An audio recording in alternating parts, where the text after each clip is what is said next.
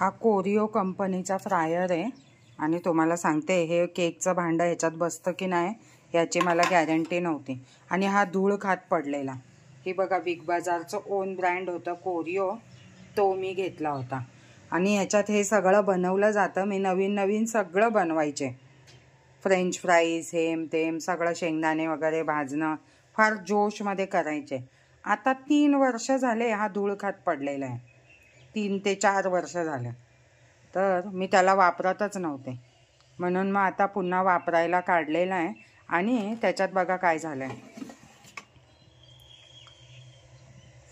खराब झालाय तो आतून, तर ते काय आता बदलून मिळणार नाही म्हणून आपण काय करतोय, कुठलाही पदार्थ बनवताना असं भांडं ठेवून मग बनवायचं, जेणेकरून आता ह्याला स्वच्छ करते आणि नेहमी वापरते, मग तो स्वच्छ राहील नीटनेटका।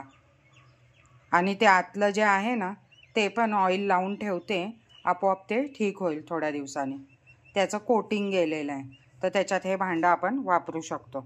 तर मी आता साबुदाणे वडे बनवले आणि चांगले झालेले, चांगले शिजलेले, बिना तेलाचं खायचं असेल तर चांगलंच आहे। बाकी तुम्ही चिकन, छोटे केक, फ्रेंच फ्राईज, बटाटे वगैरे असे फ्राय हे करू शकता, बिना ऑइलचं छान असे होतात। आणि बरेचसे शेंगदाणे वगैरे होतं, रवा भाजणं होतं, थोड्या प्रमाणात सगळं टेम्परेचर मेंटेन करून व्यवस्थित होतं। तर आता चला बघू मी साबुदाणा वड्याचं काय केलंय ते।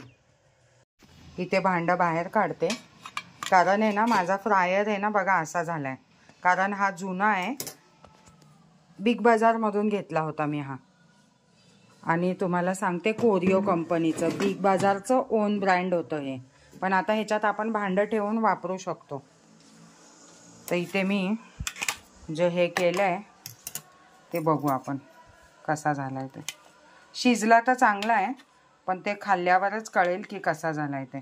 आतून बघा छान असा शिजलाय, तर बिना तेलाचं जर तुम्हाला खायचं असेल ना तर छान असं बनतं, टेस्टी असं गरमागरम। बघा पूर्ण शिजलेला आहे आणि वर्सेस हा आहे साबुदाणा वडा तेलातला, आणि याला थोडासा अजून कलर आला तरी चालेल। तर मी खाऊन ट्राय करून तुम्हाला सांगते हा कसा लागतो। छान साबुदाणा शिजलाय आणि मस्त लागतं, आणि हा तर आपला जसा रेग्युलरचा आहे तसा लागणार आहे, पण तुमचं जर डाएट असेल तर हा नक्की फ्रायरमधला बनवून खा। आणि हे आपलं कोरिओचं फ्रायर आहे, जे खूप वर्ष ठेवलं होतं, याला मी पुसलंय आता, चकाचक असं जरा घासून व्यवस्थित करते, जरा खराब झालंय ते। तर फ्रायर आता तुम्हाला फ्रायरमधल्या डिश बघायला मिळणार आहेत। तर साबुदाणा वडा टेस्टी लागतोय, अजून थोडा करण्याची गरज आहे। बाय, तुम्ही पण फ्रायर ट्राय करा। इथे आहे साबुदाणा वडा तेलातला, आणि तोच इथे आहे फ्रायरचा वडा। आता इथे बघू आपण फ्रायरचा पण कसा झालाय, छान फुललाय बघा। फ्रायरमध्ये पण साबुदाणे वडे खूप छान होतात, फक्त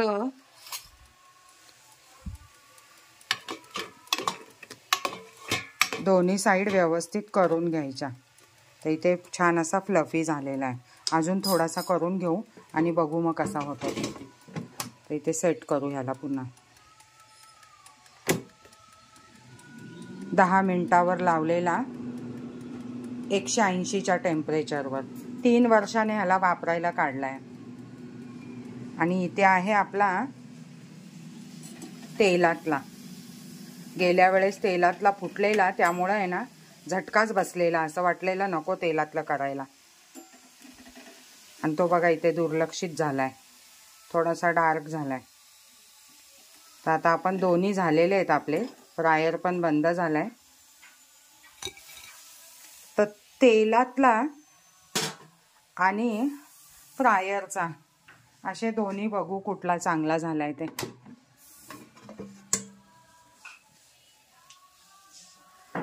हा आहे फ्रायरचा. आता हा ना मी तेल लावलं होतं खाली तरी सुद्धा चिटकलेलं आहे. तर आता काढू त्याला आणि दाखवते तुम्हाला.